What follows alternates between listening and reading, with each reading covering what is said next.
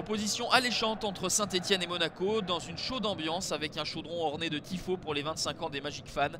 Les Verts veulent fructifier leur dernier succès à l'extérieur à Caen pour confirmer leur progrès et se rapprocher du podium où Monaco 3e est 6 points devant. Quelques jours avant d'affronter Kabbalah en Ligue Europa et le CSK en Ligue des Champions, Galtier et Jardim alignent quasiment leur équipe type et le spectacle sera au rendez-vous dans cette première période. 5 minutes de jeu, le coup franc de Lemar est repris par Camille Glick. Ça fait 1-0 pour l'ASM.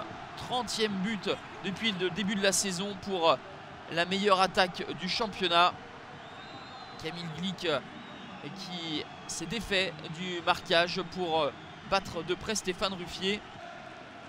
Le public stéphanois va pousser et va voir l'égalisation rapide des Stéphanois avec à la 18e minute le coup franc de Verretou coupé par Loïc Perrin. Un défenseur central servi sur coup franc répond à un autre défenseur central servi lui aussi sur coup franc.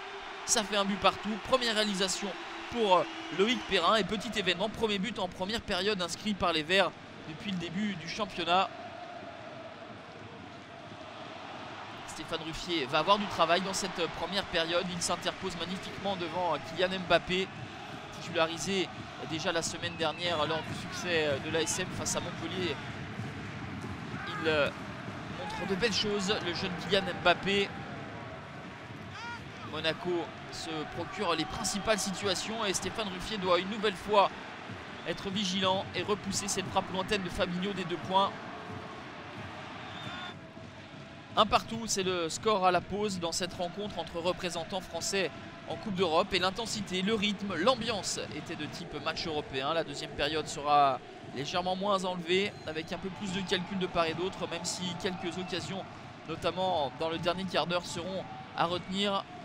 Les Monégasques veulent revenir au talon des Niçois et essayent, insistent une nouvelle fois Fabinho. Stéphane Ruffier, masqué au départ, doit s'employer, sortir le grand jeu devant le milieu de terrain brésilien. La lutte des entraîneurs se poursuit, cette bataille tactique où les Monégasques vont être un petit peu plus en jambes en fin de partie avec une nouvelle intervention de Stéphane Ruffier sur Kylian Mbappé. Un arrêt du pied à 7 mètres pour Stéphane Ruffier qui aura multiplié les prouesses pour conserver ce point du match nul pour les siens. Monaco va pousser et va avoir la dernière opportunité à la 93e minute avec cette frappe soudaine de Gabriel Bosquilla. Et Stéphane Ruffier sort encore et toujours le grand jeu. Un partout, score final, un point qui permet à Saint-Etienne d'étirer sa série à 4 matchs sans défaite, toutes compétitions confondues, et rester en partie haut du classement. Monaco avec ce résultat récupère sa 2e place au détriment du PSG.